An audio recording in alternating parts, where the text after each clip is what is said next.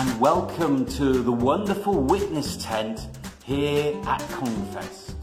Congfest is a celebration of Congregational Sunday from the Congregational Federation, showcasing worship, witness, Bible study and fun time for children in churches up and down the country. My name is Neil Chappell and I'm the minister at Southam and Bishop's Itchington Congregational Church and also the social media and website officer for the Congregational Federation. I'm here to introduce some of the various elements that make up this tent of wonderful witness as we share some of the wonderful ways in which churches have been engaging and witnessing to their communities over the last 3 months. Of course, these churches and many others haven't just been doing this for the last 3 months. They've been reaching out and transforming their communities for many, many years. What has made the last 3 months unique, though, is the COVID-19 lockdown. We hope that in this short video, you will see the response that some of these churches have made. By the way, this isn't a definitive list, this is just the tip of an iceberg. We could have gone to many churches around the country for interviews about the work that they are doing. We apologise if we haven't included you in this video, but do please get in touch with us and share your news, the ways in which you have been touching your local community. We encourage you all to keep doing the fantastic work you are doing, announcing that the kingdom of God is near.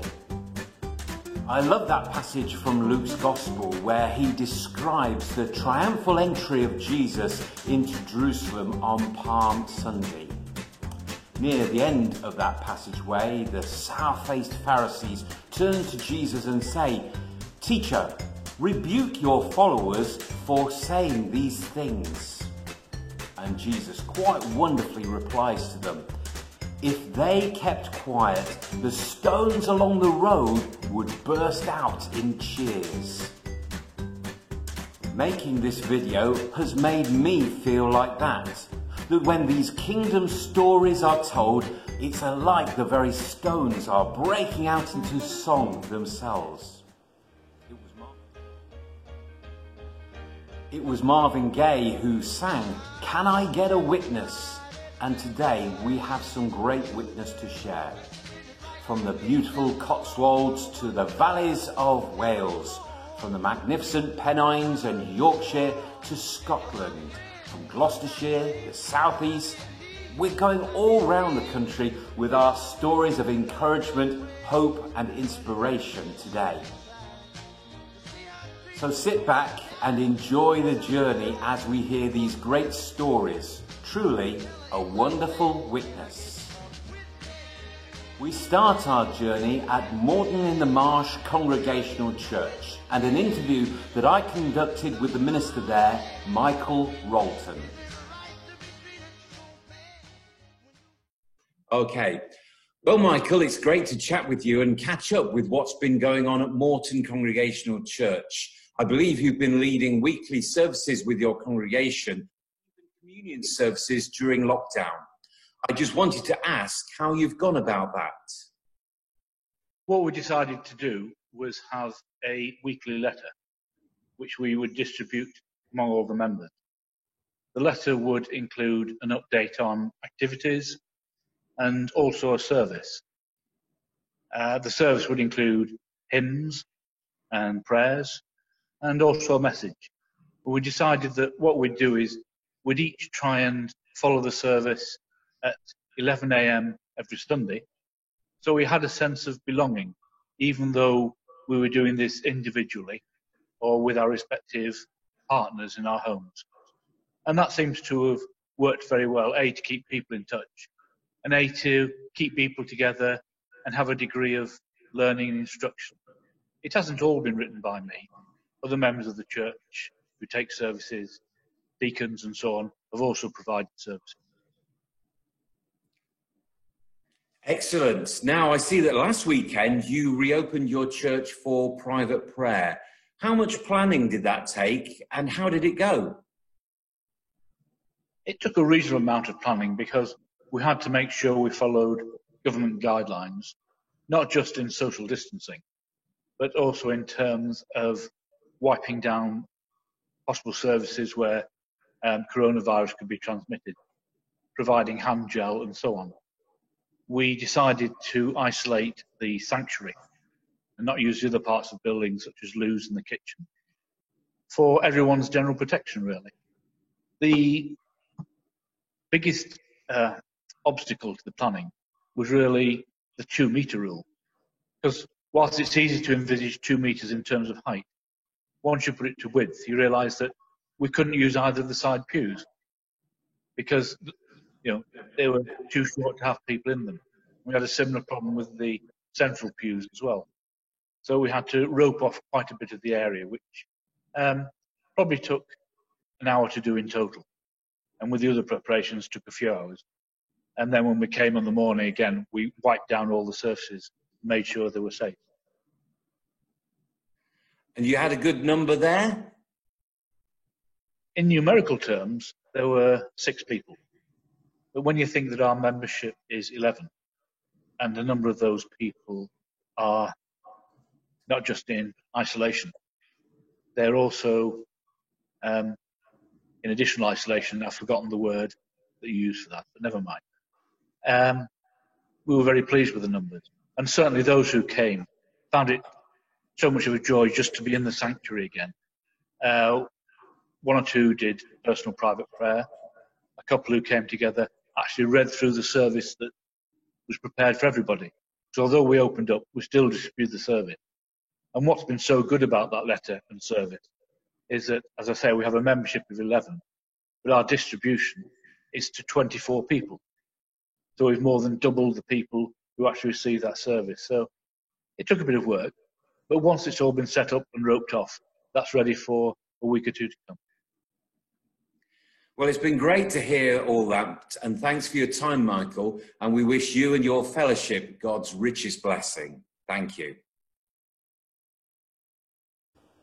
From the glorious Cotswolds, we journey to the valleys of South Wales, where we meet up with Craig James. Well, greetings to you all from West End Congregational Church in Ebbw Vale, South Wales, and may I just send the love and praise of our church to all of those in the Congregational Federation and around the world today. Today we celebrate in a festival of what it is, a celebration of being Congregationalists. And we faced our biggest challenge over recent weeks and months, all of us having to close down our church buildings. We were very blessed to have had a meeting just before we were told that we needed to close. And so we'd already thought through what we would do. And I knew I had the backing of the church to pursue online services. We decided to use YouTube to pre-record our services so that we could sometimes include people from the congregation to try and make it an inclusive service.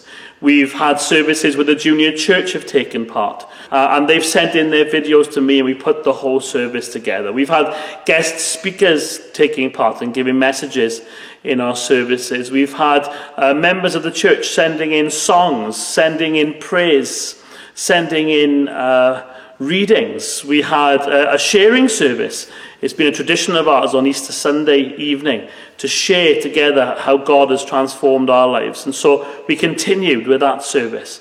And so many members, young and not so young, contributed to those services. We are encouraged by our congregational roots and heritage, that everyone be encouraged to take part in these services. So many people have overcome their fears of using technology, and now there's no stopping us. So I pray for you all at this time, and I pray that God leads us into this next stage where we start to consider reopening our building. But I also pray that we don't ignore the lessons of this lockdown, that we don't confine God to our 4 walls, but that we find new and innovative ways to overcome our technical fears and to ensure that God's word is spoken into our communities. May God bless each and every one of you on this next part of the journey. Wasn't that brilliant? And by the way, you can catch Craig over on our worship channel, in our worship tent, where he is accompanying the hymns that are being sung. So far, we've been in a very churchy setting, but we're going to hear now from Liz Maitland. Liz is a chaplain at Mannerlands Hospice in Keighley. And apologies for the slightly crunchy connection at times in this video, but we hear now about her wonderful witness.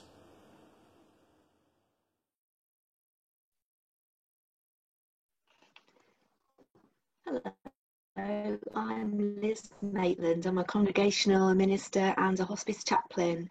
I work at Sue Ryder Mannerlands Hospice near Keighley. A little bit about what it's been like working in a hospice during the time of COVID, and it's certainly been a difficult and a challenging time to be working in healthcare. So normally at the hospice I work with people of all faiths and no faiths, and their families and their friends and the staff, as I try to be alongside them and support them in the challenging times that they face. And it's all been a bit different in recent weeks. So I've got a few pictures I'm going to try and show you to give you a bit of an idea of what it's been like. So I'm just going to share the screen now if I can remember how to do it. Here we go. Okay.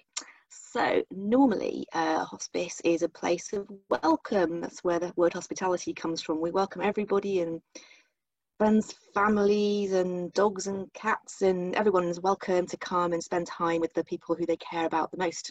But not these times. Nobody's allowed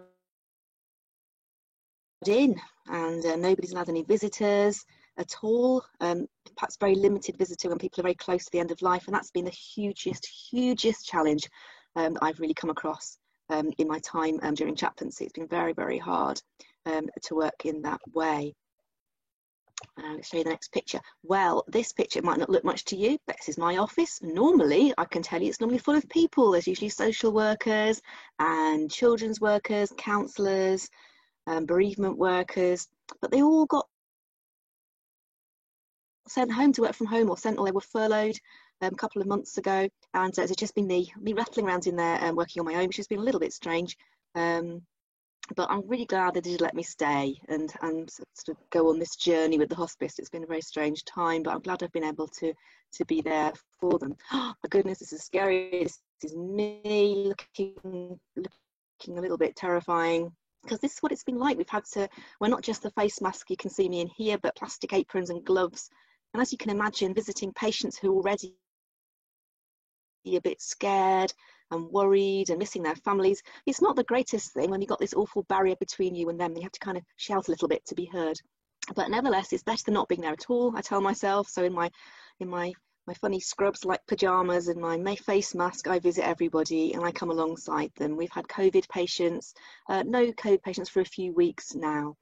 And there's just a general sense of anxiety amongst all the staff and fear, really, at the uncertainty of it all. So it's been a very strange time. It was important to create, to maintain a special space. This is our room to reflect. And although we haven't got any visitors in the hospice at the moment, and the patients are really staying in their rooms, the staff wanted to claim it as a room for them to come and have a breather and to come and have a quiet, peaceful moment or two. So we created that to be as nice as we could. At one point, the management tried to take it away from us to turn it into a spare office, but the staff wouldn't let them. The nurses said, no, we need it. We need to go and say our prayers somewhere, which I was very touched by, and we've hung on to that room. And it's been a special place for us. Along with the other thing I started to keep up staff morale was the Reasons to be Cheerful board. So you can see everyone's been writing on it in the special pens and all sorts of thoughts as to kind of cheer ourselves up, especially in the early days when it was all very, very strange. And I particularly like the cheerful thought, handsome fireman brought Easter eggs. That's my favourite thought from there. And I think a lot of my work's been about just trying to keep the staff going and support them as best we can. Now then, I guess if I was to tell you about just really quickly about two things, one would be like a real all-time low. The thing that happened was when I was saying prayers, the lady who was dying, very early days, back in March, and her family weren't allowed in the building.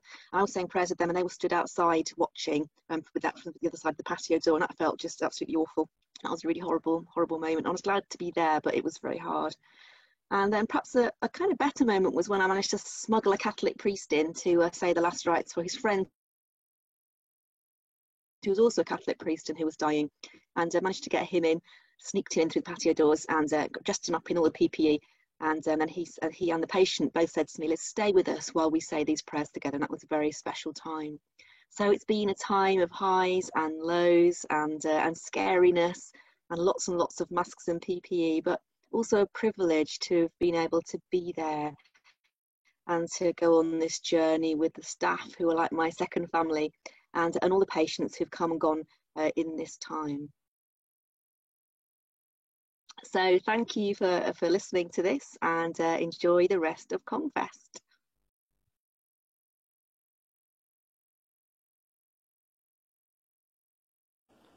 Okay, let's venture into the East Midlands now, where we meet up with Barry Osborne, and he explains how Bible study has been so important to the area churches.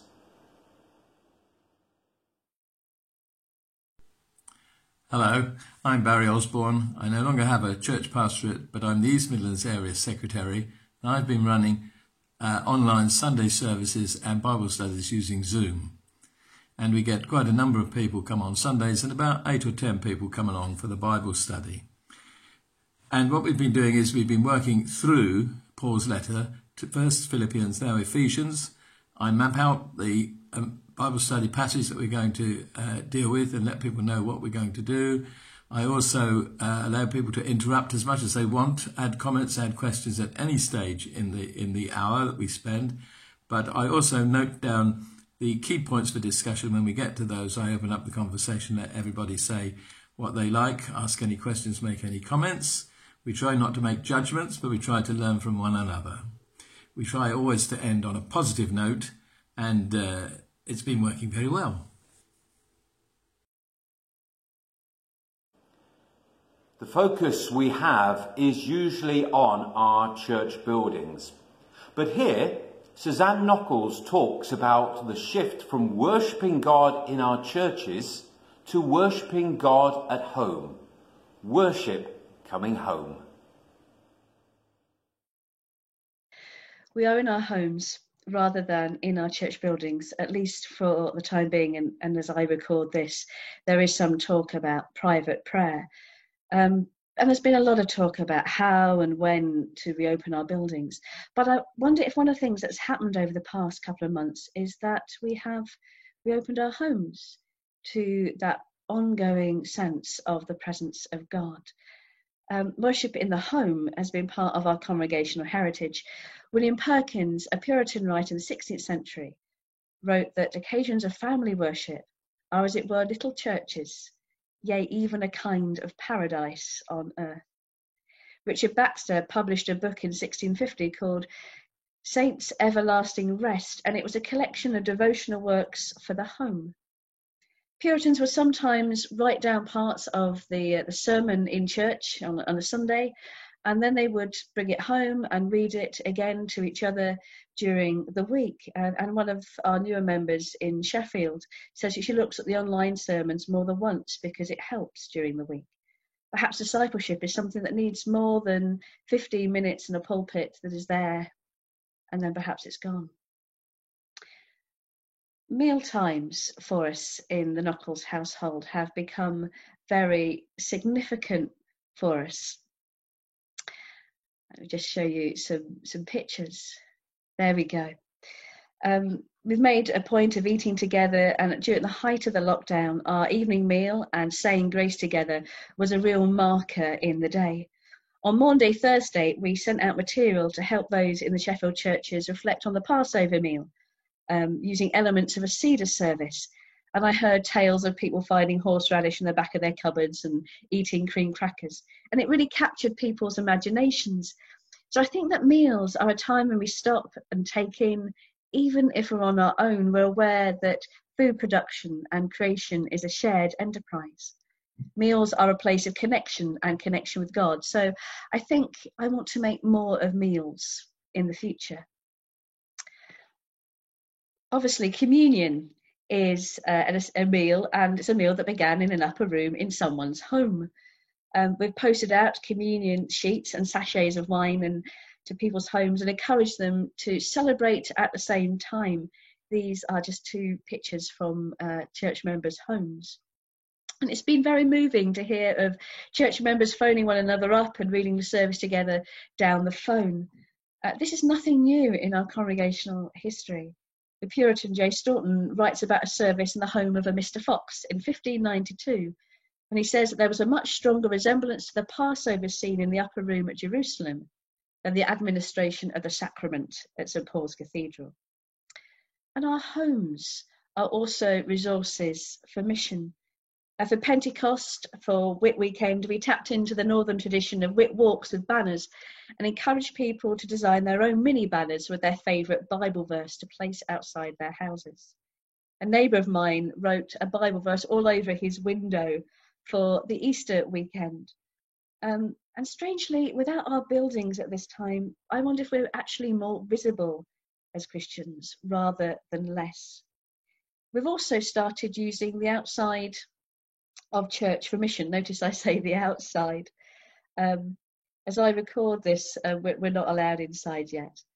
We entered the local scarecrow competition with, sorry about the pun, past her best, and a big board with all the things the church was still doing.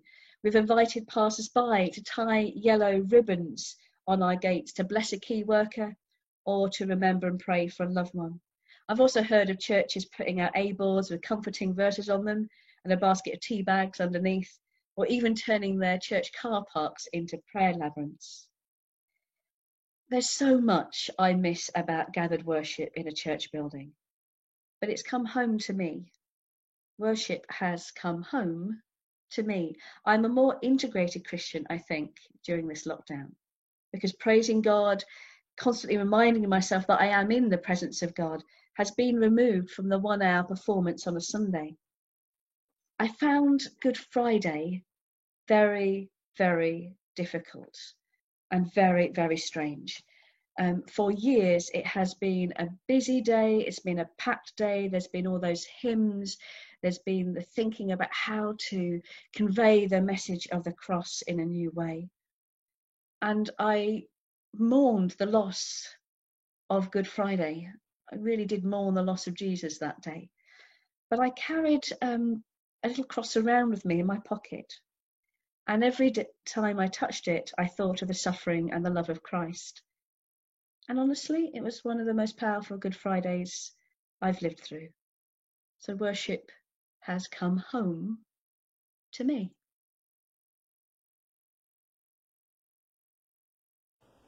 There was so much more that we could have shared with you in this video. Suzanne asked me if I could share something of my experience at Southam with our venture to take church meetings online. This is something that we did with great trepidation because we didn't want to exclude people from joining in with this vital part of church life. But we wanted to bring people together so that they could learn what we were doing as a church and how we were hoping to approach the future. Inglewhite Congregational Church in Lancashire have been doing a brilliant job during lockdown. They've been getting tremendous numbers at their online services each week, which is a Zoom service with members of the congregation taking part, and that being broadcast live on YouTube. They've also been doing prayer and share meetings during the week and online Bible studies too. And this last weekend, they also had an online social meeting too, a fancy dress party, I believe. And the church provided goodie boxes for every single member in the congregation and more besides to take part in their gathering. The churches in Aberdeen have been recognised for their wonderful contribution that they've made to their local community. Since Christmas, the church has helped provide over 5,500 meals or vouchers to children in their local community. And Andy Cowie has said that all of this has been possible only through the tremendous work of the church together.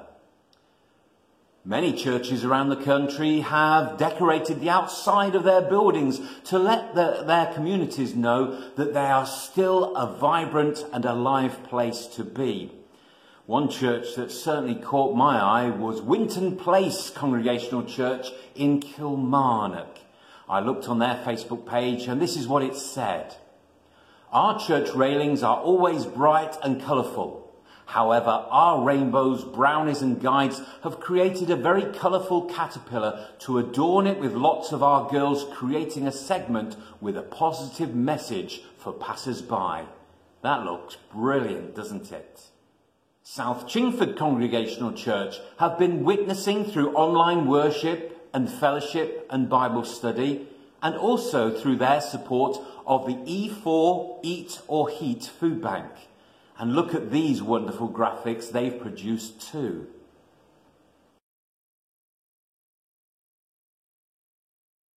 Highbury Cheltenham have had weekly services contributed to by their members and daily thoughts, also shared by their minister Jason Boyd and members of their congregation too. And how about Messy Church Online? Well, they've done that too. I hope this short video has given you encouragement and inspiration for the things that you are doing in your local community. Over the next few weeks, things will be changing significantly as churches are allowed to open for church services as well as for private prayer. But whatever direction you take in the next few weeks, I hope that you will keep the light of Jesus Christ burning bright in your community, and that they will know that the kingdom of God is indeed near. Well, this has been an exhilarating 20 minutes, and I thank you for joining us. Let's end this video with an email that Suzanne Knuckles has received and will share with you, that sort of sums up what the wonderful witness congregational churches have been giving in the last 3 months, in the last 300 years, and hopefully they will continue to do so in the future. I've been sent an email that I'd like to share with you. And the person who sent this email writes, I would like to thank and congratulate all our talented church leaders who provided such a wide variety of worship styles and venues during this difficult time. Church, home, garden, Facebook, YouTube, Zoom, websites, visual and printed with or without hymns, and even sharing Holy Communion. It is good that we've been able to embrace this technology, even if some of us have struggled to bring our technical skills up to date, as possibly some of our leaders have. It's given us a chance to meet people from other Federation churches and gives us the feeling of belonging to a family of congregational churches. I watch several services each Sunday and during the week and appreciate the opportunity to continue prayer and praise every day, not just on Sundays at a set time. I hope that this new form of sharing worship will find a place in the future where churches return to normal services. There's a great opportunity to extend our method of praising God. We will still value worshipping with our friends, and many people prefer the more traditional Sunday service, but this opens up a whole new opportunity and challenge to expand our worship into new pastures. And that comes from Paddy Morris. Thank you.